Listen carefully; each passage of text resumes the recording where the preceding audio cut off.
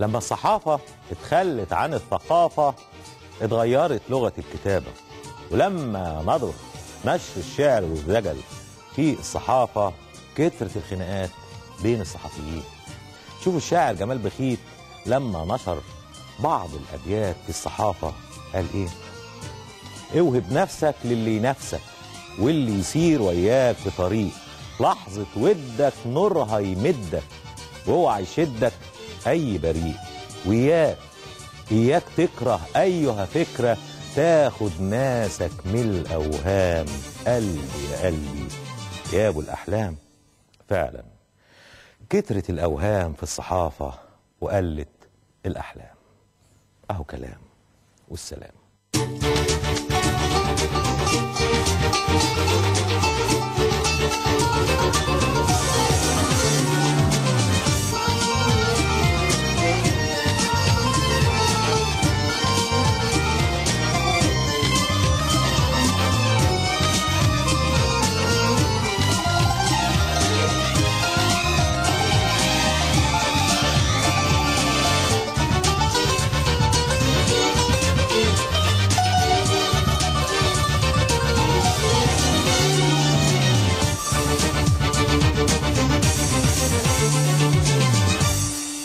بديع خيري وبيرم التونسي وفؤاد حداد وصلاح جاهين وغيرهم من عظماء الشعر كان ليهم صولات وجولات في الصحافة المصرية حتى تقريبا نهاية الستينات.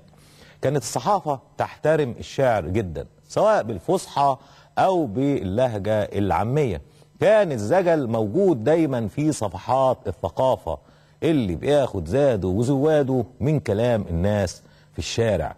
كلام الناس كان بيرجع لهم بعد ما يدخل قلوب وعقول ناس موهوبين الله يرحمهم. عموما اللي يبص دلوقتي في صفحات الثقافة نادرا ما يجد قصيدة، وعادة تكون القصيدة بتعبر عن الشاعر نفسه. فين شعر الصحافة؟ فين زجل الصحافة اللي بيعبر عن قضايا تتعلق بالناس؟ كان في كمان أبواب دايما في صفحات الثقافة في الصحف للموهوبين، كان يشرف عليها عادة واحد من العظماء يصيغها ويعلق عليها. كان الشعر وكان الزجل بيعبر عن الناس من خلال قضايا جماهيرية بيتكلم فيها الناس. شوف مثلا بيرم التونسي اللي كان مرتبط بالحياة اليومية للناس، كتب في جريدة يومية بيقول ده من 70 سنة عن الدروس الخصوصية. قال ايه؟ يحضر صاحبنا في الصباح وغيره يحضر في المساء. كان يقصد المدرس الخصوصي، ده احنا لينا تاريخ. يحضر صاحبنا في الصباح وغيره يحضر في المساء. راخر معقد مسألة في الجبر ولا الهندسة. يا باعت ابنك مدرسة جعلت بيتك مدرسة. أستاذها يقبض أجرته، أكل مجاني وعشاء، وبعد ده كله ياخد الواد شهادة تدوخه. ده من زمان بقى الشهادات بتدوخ العيال. ده بيرم التونسي كتب الكلام ده من أكتر من 70 سنة في الصحافة. كتب كمان عن أزمة المرور والسرعة الجنونية. احنا عندنا سرعة جنونية طبعا يعني خارج المدن، جوه المدن ما فيش سرعة خالص يعني. كتب بيرم التونسي وقال كل يوم ارجع سليم للبيت اصلي ركعتين، اللي رجلي هي رجلي والايدين هما الايدين. سياراتنا كل شارع تحسبه ميدان سباق، واحدة فيها ست هانم تنطلق زي البراق، ومن وراها واد معاكس في طريقها فات وفاق، ومن وراهم حبيب حبيب حنوتي ينحشر بين البنين. حشر. لم يترك شعراء العامية موضوعا إلا وخاضوا فيه، حتى الخلفة وكتر العيال وتحديد النسل من زمان بيكتبوا فيه. فؤاد حداد كتب وقال ابو بنديرة في الدحضيرة جات له زغطة المبروك، فتح يلي عيونه بتحلم، لحسن راح ياكلونا النمنم. الناس كترت زي جهنم وابو بنديرة في الدحضيرة. وكتب كمان فؤاد حداد عن حالة الشوارع وميادين القاهرة اللي الناس ما كانتش عارفة تمشي فيها ولا تقعد، وقال نفسه في ايه؟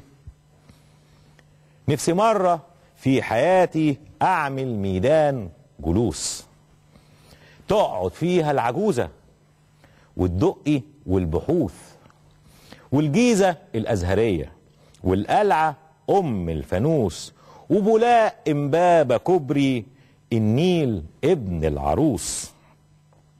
متعقبة ام الزمالك ما بتربطش الجاموس، كانت اراضي زراعية كتير بقى هناك يعني. متعقبة ام الزمالك ما بتربطش الجاموس، بين السرايات بنمشي وما ندفعش الفلوس. وكتب صلاح جاهين الجميل ونشرت له صباح الخير وقال عاوزين ايدين ثوروية تشقلب التربة، تخلي عزبتنا تدي الغلة بالكامل. عاوزين عقول ثوروية في مجلس الأمة، رايدة اللي رايدينه، عارفة الحق من الباطل. اختار لنا يابا خلق تغير الدنيا، ولا عندهاش فرق بين الست والراجل. وكتب كمان صلاح جاهين وقال في رباعياته لما لقى بعض الناس متفرعنين قوي ومش باصين للناس التانية، وقال يا طير يا عالي في السما طز فيك، ما تفتكرش ربنا مصطفيك، برضك بتاكل دود وللطين تعود، تمص فيه يا حلو ويمص فيك. ده كان الشعر العامي اللي بيتكتب في الصحافة. دلوقتي الشعر العامي بقى عن المانجا المانجا، البلح البلح، الخيار الخيار، والعنب العنب. يعني لو عايز تسمع شعر عامي روح اقعد في سوق العبور. اهو كلام والسلام.